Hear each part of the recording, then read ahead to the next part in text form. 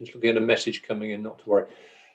Okay, well, I'm not going to say very much for another couple of minutes because there's still people joining. We've got 250 plus now, one or two more joining in. And I'm glad lots of you have got your videos on, because it's not that I'm going to speak directly to lots of individuals, but it's really weird for us running these Zoom sessions if all we see is a kind of black screen. I feel I'm a radio presenter sometimes who's just got a lot of equipment to look at instead of people. There's at least one of my colleagues joining in, Michael White from School of Maths. I'm not sure, maybe some others, but I haven't looked right through yet. Okay, 270, that's good. We might get a few more, but I can get started. So firstly, some sort of general things.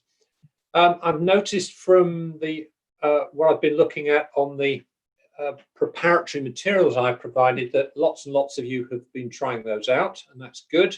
I think it's likely that many of you who've joined in today are also the people who've been trying those. Some people are a little bit slower catching up, and I might have to send everybody a message kind of urging that, but it's good that people are revising maths and filling in some gaps of things they maybe ought to know, but perhaps don't do after all.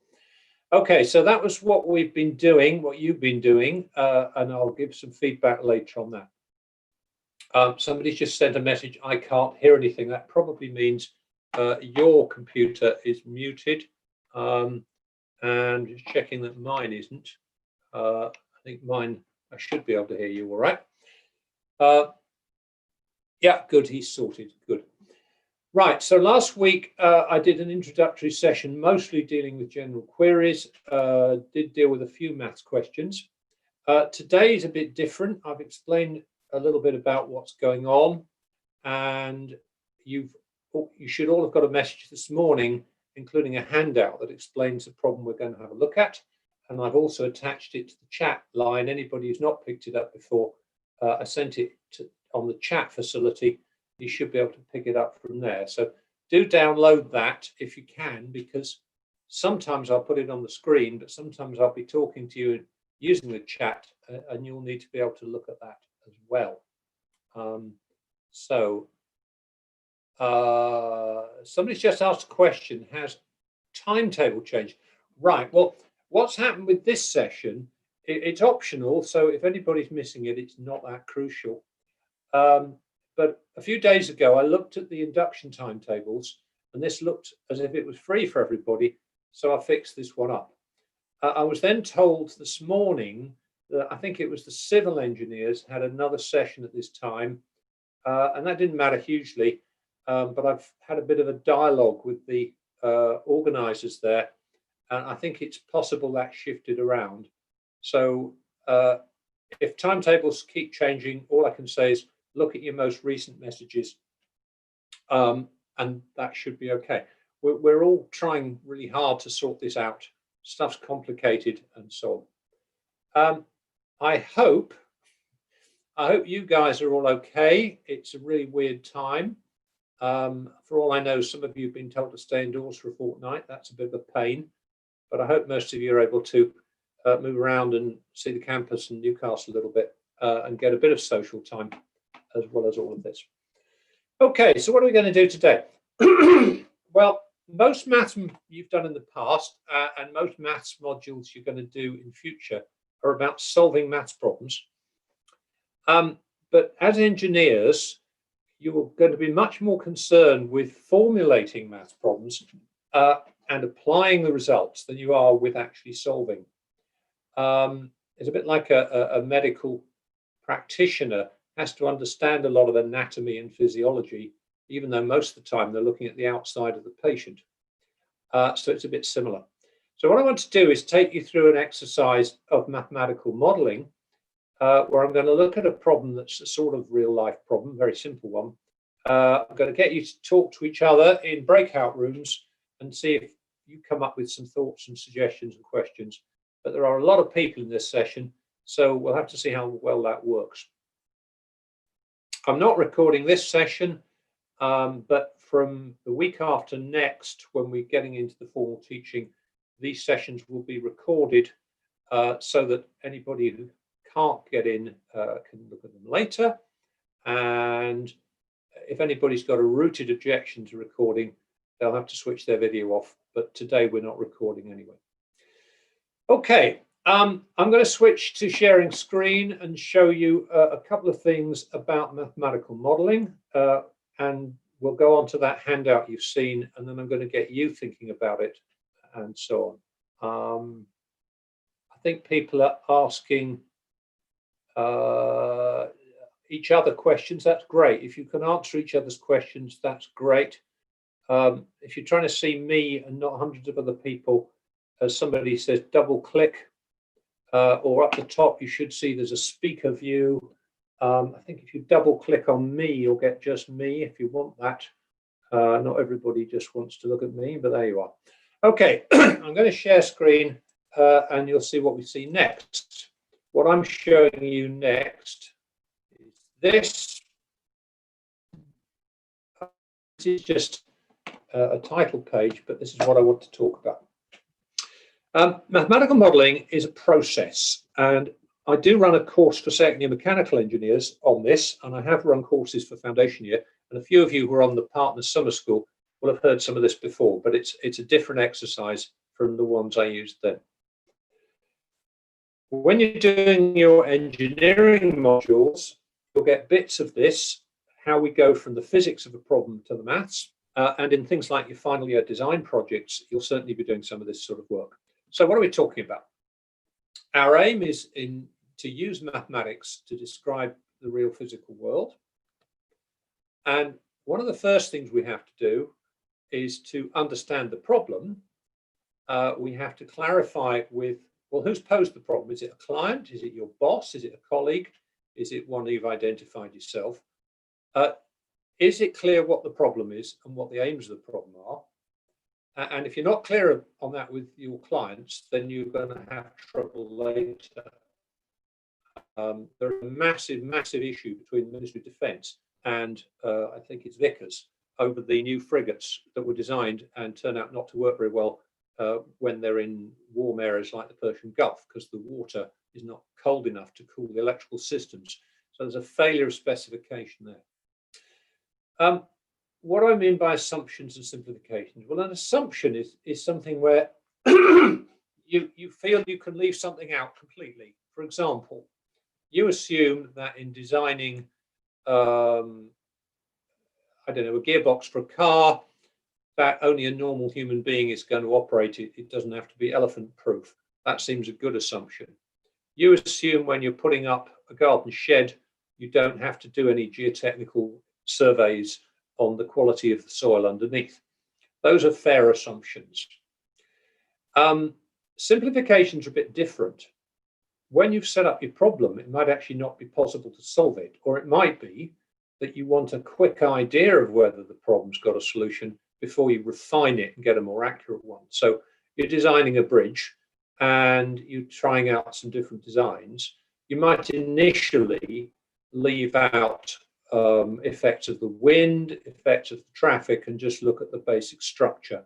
Once you've designed your basic structure, you might then say, right, I'll put those other things back in. It's more complicated to solve, but I know I'm only going to have to do it the once instead of lots of times because I've narrowed down the designs. It might be you've got something that's a funny shape and you say, well, it's near enough a rectangle. I'll simplify and make it a rectangle. So there's those sort of issues. Once you've got to a maths problem, which means you're using engineering theory, stress analysis, fluid dynamics, electrostatics, whatever it is, you solve that, and those are the techniques we'll often be teaching you. Once you've got an answer, you've got to say, is it meaningful? Is it realistic? Can I apply it? And even if it seems okay, you might want to go back and say, well, I left something out, I'm going to put it back in. I assumed my bridge was only going to carry this much traffic. What happens if I change that? I assumed I would use this grade of concrete and I'm going to change the grade of concrete. There are things you vary, and before you can be confident of your results, you need to be sure that they are robust. I assume the temperature wouldn't vary very much, but if it does, is it going to ruin my results or just change them a little bit? So there's all these stages, not just in maths, but in any problem solving. What I'm going to do now is I'm going to quit that and go straight to the handout that you've already been sent, which is, where is it? It's here, this one. And you should all have got this. Some of you may have looked at it in advance, but not to worry if you haven't. Just in case you haven't looked before, I'm just going to give you 2 minutes now just to read what's on the screen, or ideally stuff you've downloaded it. So just read through that, please, and check you've got a clear idea what's going on.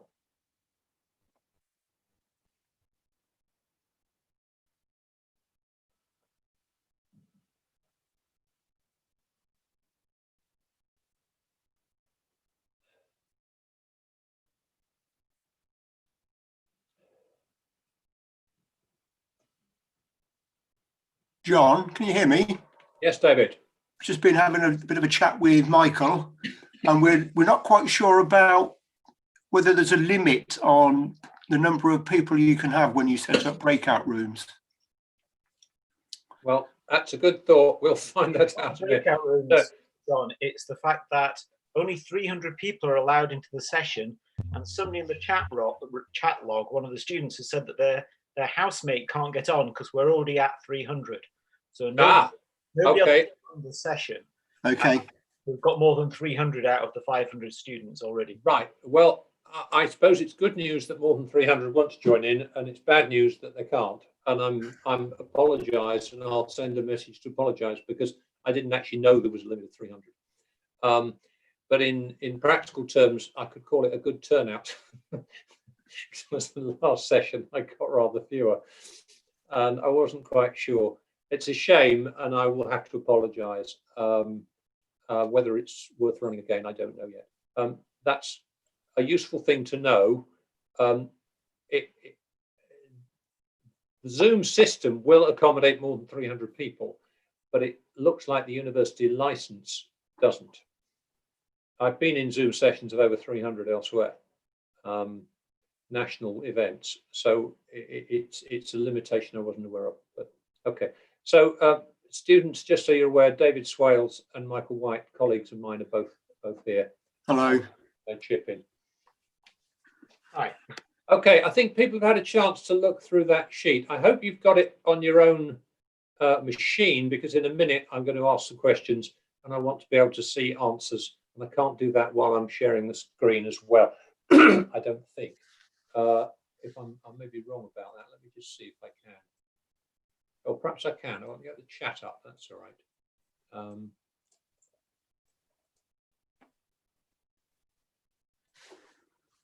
We'll try the breakout rooms in a minute. Okay. Just trying to get a better view of the chat. All right. So this problem is a problem I got from a book on modeling a while ago.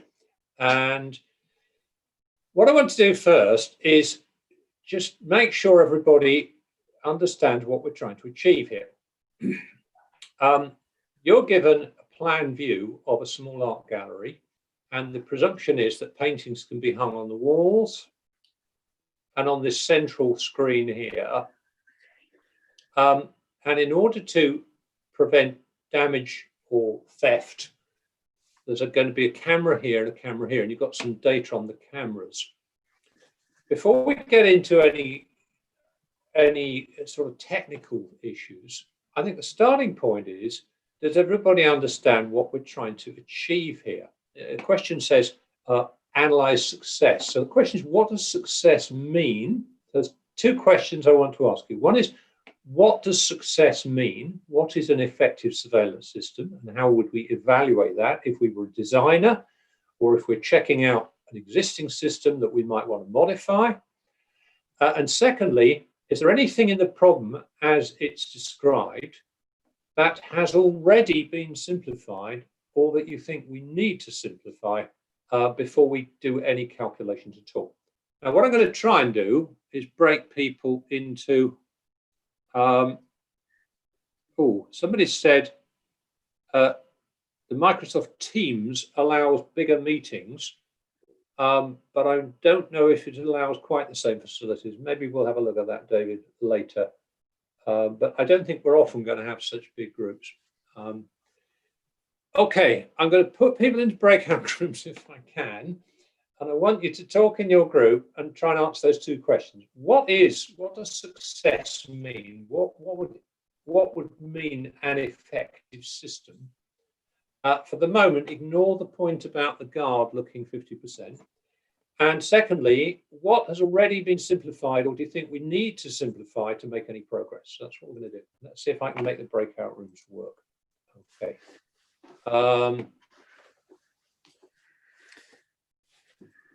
I think breakout groups probably ought to be I'm going to get them down to about 6 people each. Let's try that. Okay, let's give that a try. I'm going to create rooms. You'll get an invitation to join, and your option is this first session is going to be 5 minutes, and you'll get a 1 minute. You'll get a 30-second warning that it's finishing. Okay, so let's see how that works.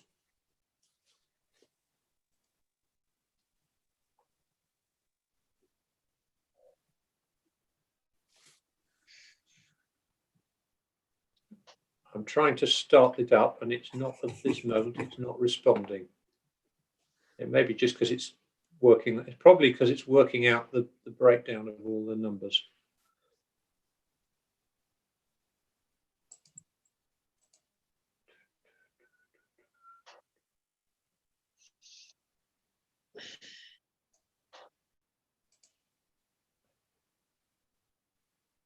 I'm slightly puzzled at the moment because everybody's been assigned to a room.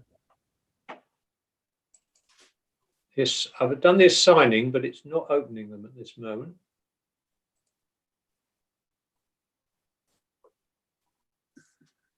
If this doesn't work, then we'll just do it as a big group. Well, it doesn't seem to be working at the moment, so I'm a bit puzzled what to do. Okay, that seems to have failed. It must be something to do with numbers. I don't know. My apologies. We'll just take it as individuals. Okay. Don't know what's going on with that. I'm going to abandon it. Right. If it suddenly sends you a message to go into rooms, that's great. But at the moment, it doesn't seem to be working. Okay.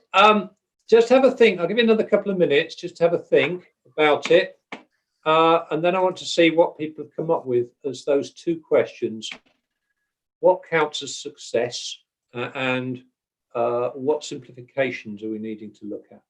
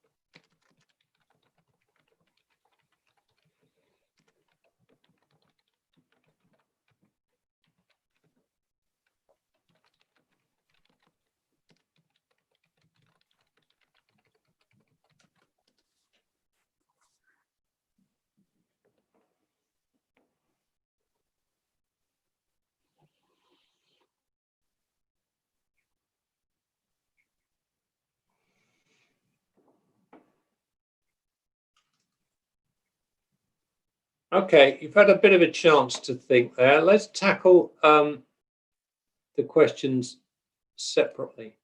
Success. I can see a number of things coming up in chat, which is good. So I've had things coming up like the amount of coverage. Well, we'd have to think about what amount means. Assuming the guards focusing, let's leave the guards out of it for the moment. How much area is not covered at all for some of the time? I'm leaving the simplifications out for the moment. Area covered by cameras. Every art piece should be seen at some point. Success equals percentage of room viewed. No reflective spots. I think you probably mean bits which aren't covered there. There's some good stuff on simplification, which I'll come back to. Right, here's one that I think's got, it's a longer answer from Maria. Identify the role of having cameras, protect the art from damage and theft. Success is covering enough room to be visible, minimize risk. That's kind of more the area I'm getting at in the sense of aims. A successful system is one that minimizes damage and theft. And I think that's a very good answer because you may not eliminate it. I mean, even with a guard there, in theory, somebody could grab hold of something and run out the door. So you're talking about minimizing rather than eliminating. So that's an important idea. In pure engineering terms, quite often we're trying to minimize risk rather than eliminate risk, something that people often don't get hold of. They say such and such must never happen again, when actually that's unrealistic. You have to say, we're going to try and make sure that is extremely unlikely and we minimize the consequences, that sort of thing. So success, but there's another idea which nobody's come up with yet that I've seen. Some good questions I'll come back to. Just reading the others. Somebody talking about looking at people. Yeah, so good stuff here. Right, well, I'll tell you one of the big things I think is significant is most security systems and most, police systems as well are as much concerned with deterrence as with actually catching people. So deterrence means somebody thinks they're likely to be seen or caught. Agreed? Yeah. So in this context, although we might do some calculations, we also need to think, what's it look like from the point of view of the public? Do they think it is likely they will be seen? I mean, if they could see, for example, that they're not observed by a camera for 30 seconds, then they know they wouldn't get spotted if they do something to a painting.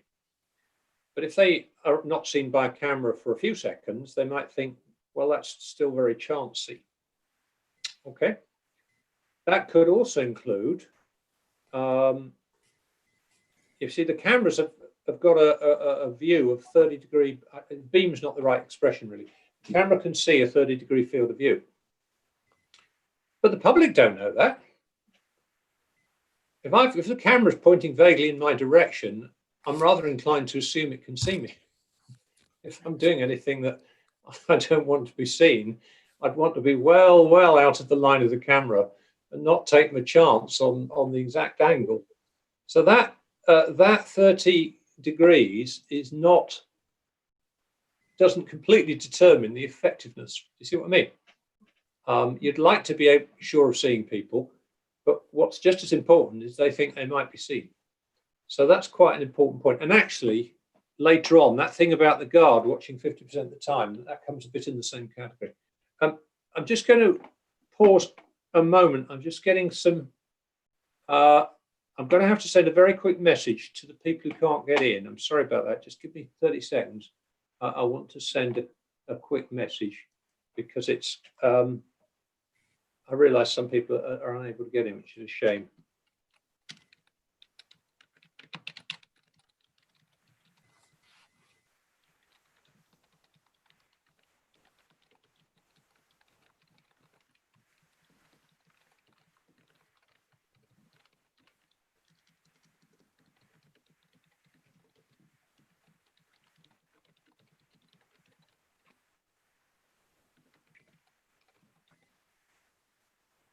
Right, I'll just do that, and then the message has gone off, which is useful. Okay, where were we? So, in terms of aim, the aim is to deter people and catch them if possible. That, in a sense, is the top level.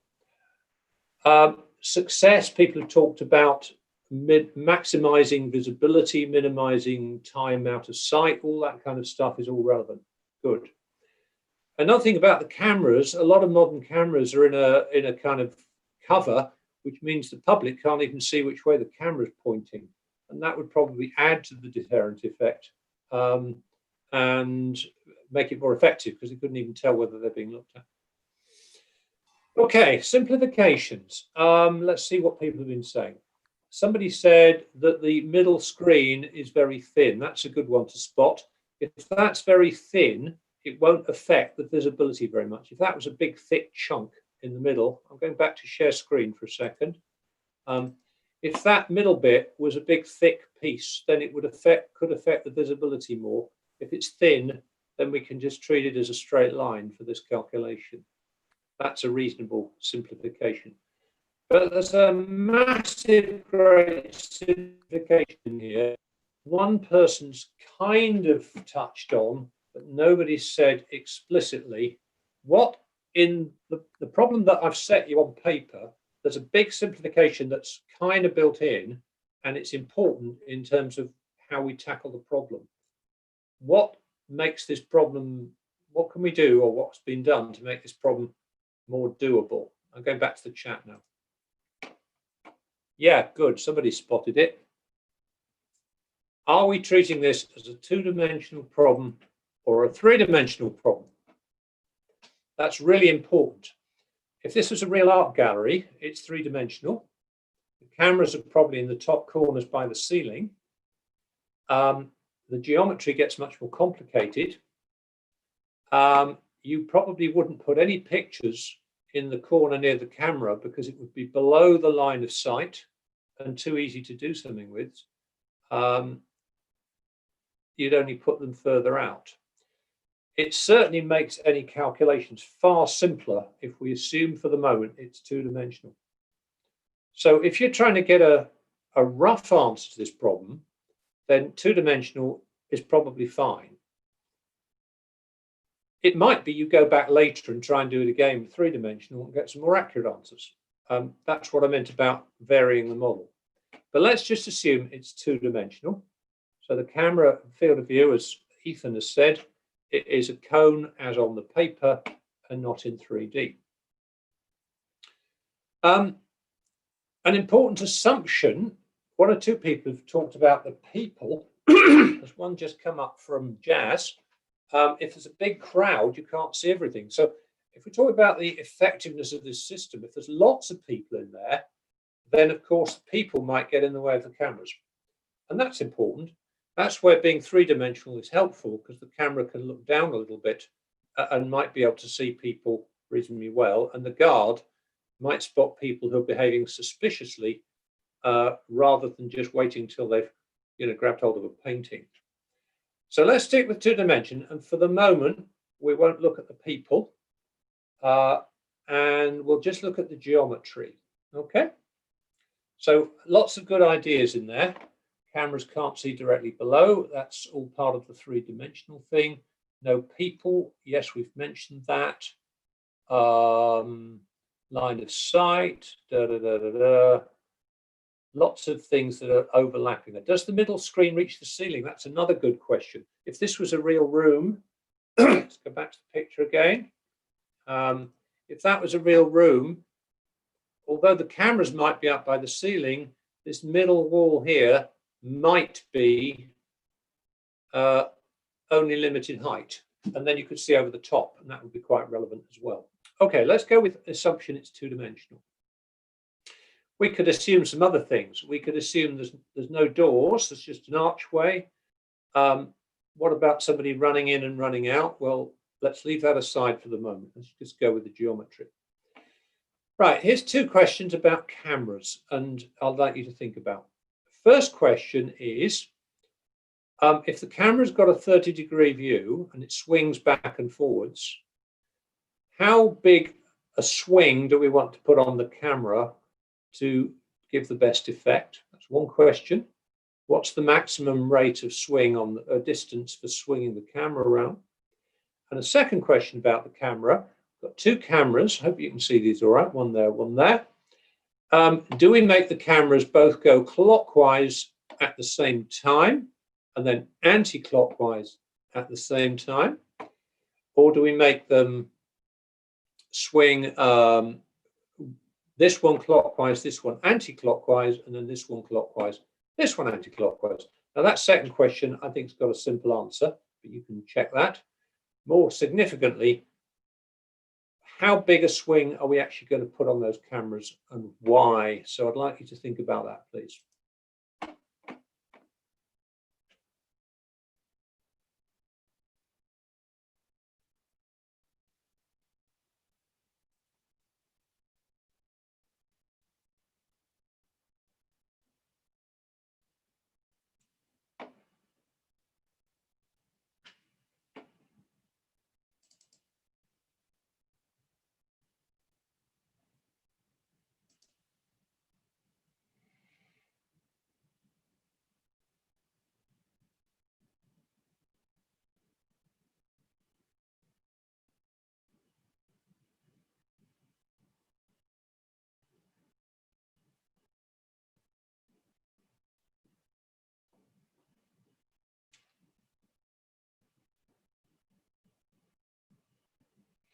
Okay, lots of thoughts coming out there.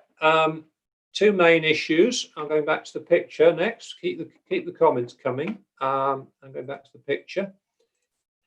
Let me just look at how far it swings. I think most people are saying if the camera swings through 60 degrees, then with a 30-degree view, we'll cover the whole region, and that's quite a logical answer, but it's not the only answer. One or two people have said more.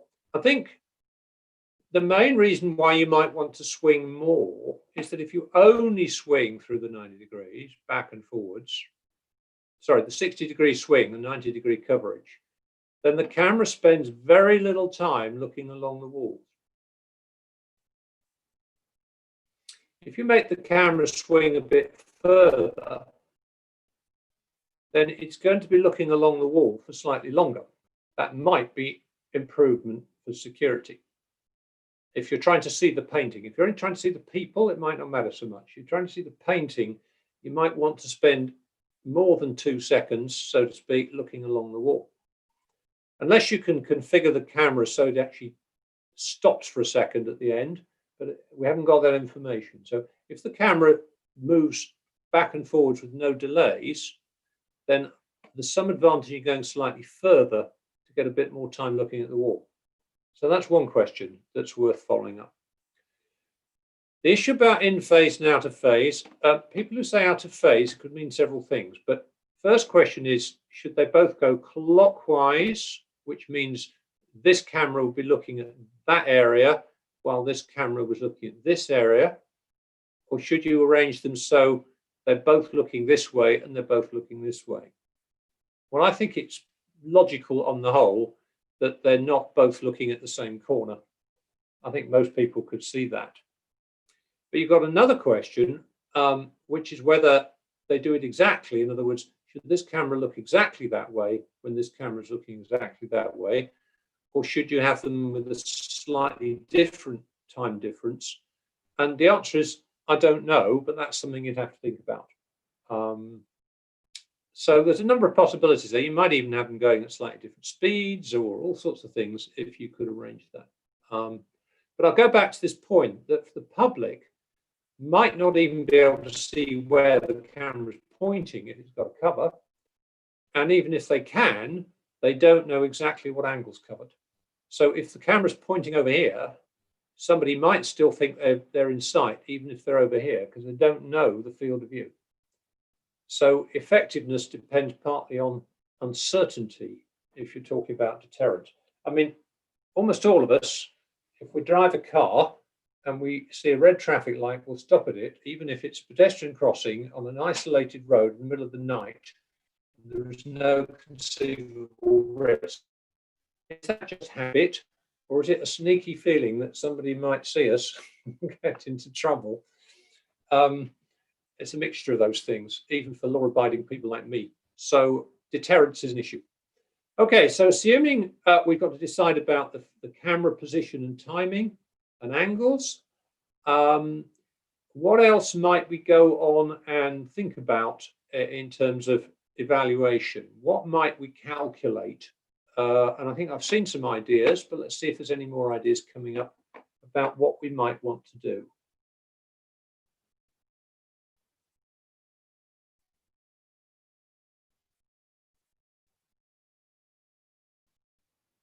What would you be trying to measure or calculate if you were actually evaluating? I suppose that your job is to evaluate this system.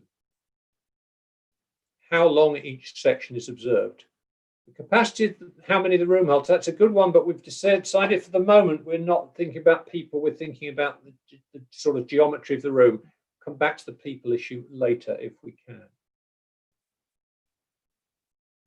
Unseen areas.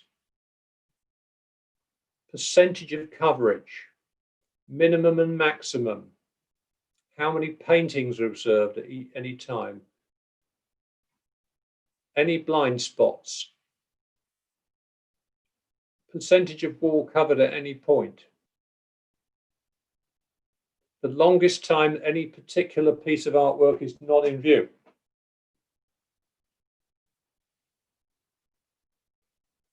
Yeah, good stuff here. Okay, let's go back to the picture a minute. You can see that well. I put it in the middle. So once you've decided what the cameras are doing, or you might not decide that yet, you might decide it later, you might want to say, well, this area, say there, it can be seen by both cameras, whereas this area can only be seen by one camera. This area can be seen by one camera, but it's a bigger percentage of the time. So I don't know, you could put I think some of the answers are suggesting you could put a percentage. So on each part of the wall, on each side of this screen, you could put a figure as a percentage and say this is in view 50% of the time, this is in view 40%, this is in view 30%, this is in view 60%. You could even color code it in sort of green for good and red for bad. So a red area would be saying, don't put a painting here, or don't put a valuable painting here. And the green area would be saying, this is where you put your Rembrandts, because they're worth a bit and they'll get the most supervision. So you can evaluate it, and then you could say, well, with different movements of the cameras, you'll get different figures. And then you might make a recommendation, say, well, if you do it like this, you'll get a better result. You could add in other recommendations, like put covers on the cameras so the public don't know which way they're pointing. There's various things you could do to improve it. So in terms of calculation, it's not trivial calculating what percentage of the time, but it's not a difficult calculation.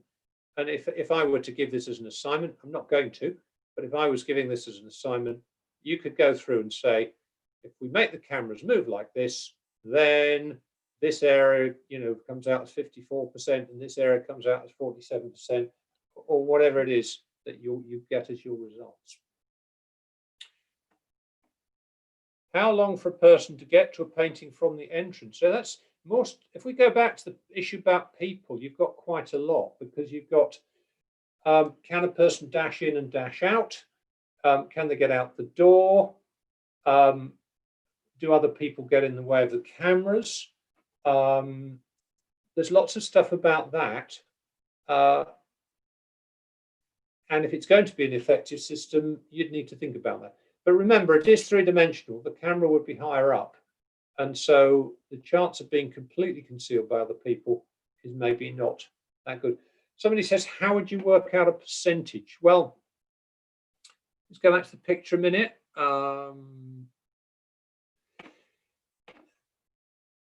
For the moment, let's keep it simple. If this camera here swings through a 60-degree arc, then you'd have to say that at the beginning of the cycle, these lines, remember, aren't 30-degree lines. They're just lines for the bits of the gallery, but they're sort of roughly that angle. So initially you'd have this 30-degree sweep, which would take you to about there. So at time 0, this area, this piece of wall would be viewed by that camera and a little bit of that wall. As the camera sweeps along, the beam's going to reach a point where it covers most of that wall, and it's going to sweep further and it'll cover part of this and part of this. And you take a point on the wall and you say, what's the earliest time it comes into view? What's the latest time? And then the same on the return cycle, and then you could do a percentage. It wouldn't be a difficult calculation if you set how far along the wall you are here. Right, my colleague Michael has just told me something about breakout rooms, which I'll sort out later. So to do a percentage, you'd work out the earliest and latest time that came into view based on the angle the camera would have to be, and then you could do a percentage based on that, I guess. Okay, so once you've decided on your cameras, you get percentages. You could try changing the camera views and change those percentages. The gallery owner might say, well, I want every area of wall to be in view for at least 20% of the time, or they might say, just tell me the results and I'll choose where I put the pictures based on that. Or you could say, well, we can't promise we can see every painting, but we can see there's nowhere a person will be unobserved for long, even if we can only see part of them. And you could look through all those factors. The point about this problem is not that I'm going to ask you to solve it. It's that I want to go through what it is we're trying to achieve. What I hope you're getting the idea of is that with a sort of real life problem, the first step is, do you understand the problem? Does your client understand the problem? Do they know what it is they're asking you to do? Do they have clear aims? Can you as a professional help them clarify their aims? Can you tell them what you think is possible and not possible? Is there any data you need? If you have to make assumptions and simplifications, write them down so that when the problem's solved, you, your colleagues and your clients know what's been left out and what's been kept in. Very often with a technical problem, you can't complete it totally. You sometimes have to say, this is what you told me. I've made some assumptions to make some progress. I've simplified in the following way, and here's my preliminary results. That's taken me 4 days of consultancy time. Do you want me to proceed with this? If so, we need to agree on the next phase of the work. That's the sort of approach you'll take in solving an engineering problem. It's not often going to be, here's a problem, take it away, solve it, and you're finished. So I'm trying to give that sort of flavor with this simplified problem. I'm going to go back to the chat and see if any more's coming up that's interesting. Now there's a brilliant answer from James. Burn the art so no one can take it. Well, if this was the Turner Prize, I don't know if anybody's ever won the Turner Prize like that, but it'd be a brilliant idea to have a lot of burnt paintings exhibited as your Turner Prize submission, and make some symbolic point out of that. But I'll leave that out. Don't allow people in. Brilliant. Beware of moving cardboard boxes. Do you mean there's a person inside the cardboard box? Is that what you actually meant? Cardboard boxes suddenly appearing. Replace art with duplicates. All of these things might be relevant. Some of them are a bit silly. Buy more cameras. Well, if you're asked to evaluate a system, your recommendation might be, I think your system's inadequate. You need to put some more cameras in. But the starting point is analyze the problem you're given. There's various suggestions. Swinging cameras look cooler. Well, perhaps they do. Perhaps they should have swinging time to the music. Time zones. Yeah, these are methods. These are all good stuff. Do we know where the paintings are? No, it's rather the opposite. It's that based on what you've evaluated, the gallery owner might say, well, I'll only put paintings in those areas, or I'll put the most valuable paintings in those areas. Add security guards as well. Well, security guards, the whole point is they're more expensive. But I guess you would if you had a Rembrandt, but I'm not sure. I think the Mona Lisa's probably got a whole armed guard on it in the Louvre.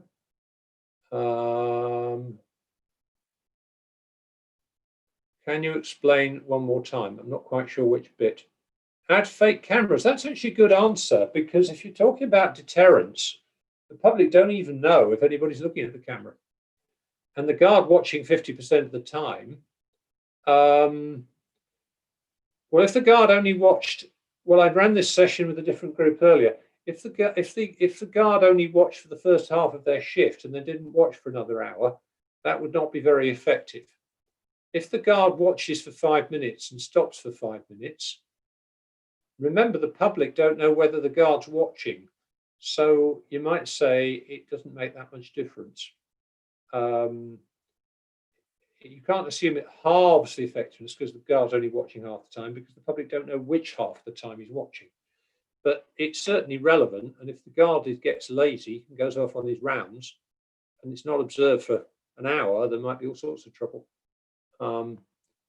Numbers of people, virtual show, fisheye lens, yeah, change the cameras perhaps.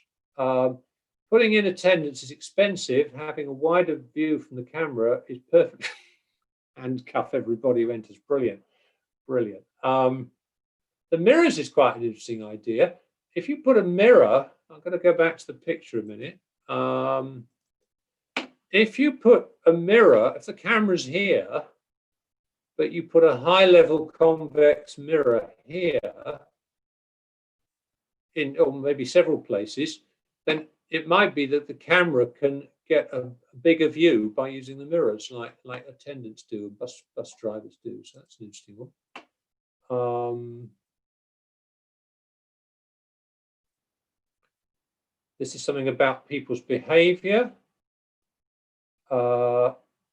The calculated percentages, I'm not going to go through that in detail, but what I suggested is, sorry, I love this one, add grease to the floor so it's more slippery. Wonderful. Calculated percentage, all I'm suggesting is if you think about the path of the camera back and forwards, you should be able to work out that over the 20-second cycle, when does the camera view first reach one point and when does it move away from that point, and then that will give you a percentage of the time. Explain how to think. Well, I've been trying to do that along there. There's some great answers in this. Okay, right. I think I've probably seen enough of that. Right, we've had about 3/4 of an hour, which is good. I'm going to go back to my first slide a moment, which was this one.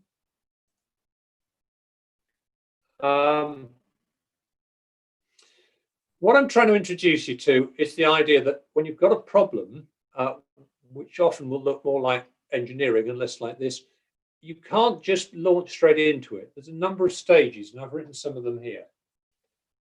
Understanding the problem, identifying the aims, finding data, assuming what you can leave out, and deciding to leave more things out to make it solvable. I mean, for example, if I jump up and down on the floor will distort slightly. If I'm trying to actually calculate that, can I reasonably assume that if I'm more than a meter away from the wall, that there'll be no effect at the wall? Is it only the air around me that matters? So you kind of simplify things sometimes. Once you've applied your engineering equations, you aim to solve the problem. With the aid of computers, we could solve a much wider range of problems, but it's quite nice if you can solve it in algebra first, because it often gives you a better feeling for what the key features of the problem are. Once you've got some results, you see whether they seem relevant to the real world or whether they're ridiculous. Sometimes you get results which are so obviously ridiculous that there must be a mistake somewhere. But even if they're not ridiculous, you've got to see whether they're applicable. And then you've got to go back and say, well, which of those results were critically dependent on my assumptions and simplifications? If I change this factor, if I allow, I don't know, the temperature to vary instead of being fixed, does it make a big difference to the performance of the gearbox I've just designed? And you need to do that. So varying the model is really important. And in presenting your results for your own records, to your colleagues, to your clients, you must write down what you've done. you've got to check it all, of course, but also write down anything you've done in the way of simplifying the problem, because your client might say, well, that's fair enough, or they might say not. And if push comes to shove, if it all goes horribly wrong, you want to be able to say, I told you that, I left that out, you ignored that, so my results were valid, and the problem is yours, not mine. And did I say this to you or a group I was talking to earlier? The Ministry of Defence and Vickers. Did I mention this one earlier, David? No, I think it was another group. Okay, there was a design for the new Type 45 frigates. They cost £1 billion each, and they don't work in the Persian Gulf, because it was assumed that the seawater being used to cool the systems would be below 45 Celsius. And since in the Persian Gulf it can be above that, the cooling systems didn't work, the entire system shut down. Now that's on £1 billion ship. Somewhere, the client, which was the Ministry of Defence, and the contractor, which I think was Vickers, did not sort out between them exactly what spec was required. Now that's a high-level problem, and it's led to massive issues and probably lawsuits. You don't want to be in that position. You want to understand the problem, agree on the objectives, and make sure everything you've done is written down in a way that has no ambiguity in it. And that will reduce the problems and the consequences. Okay, I hope you found that reasonably interesting. Some of you have done a bit of modelling with me before. Some of you will do more in the future. And I hope that was quite Rolls-Royce gas turbines, says somebody. If you're talking about the Type 45 frigates, yeah, the trouble is the actual the gas turbines power electrical systems which drive electric motors, and it's the electrical systems that are shutting down. So it's not that they haven't got gas turbines. If you can fix a bike, you could, well, I'll just ignore that one. Are they destroyers, not frigates? Thank you. If that's what they are, I've got the name wrong. But basically the story's okay, and it's one of the things that's gone wrong with them. I was born in Carlisle. I think that might mean you know about Vickers Barrow Shipyard. Whose fault was it? Both sides. If you're doing a job for a client, it's up to you and the client to sort out between you what is the problem and how it's been solved. Even if you think it's the other side's fault, it's not very helpful, and your professional responsibility includes making sure you deliver a good job for a client. That's the better way to do it.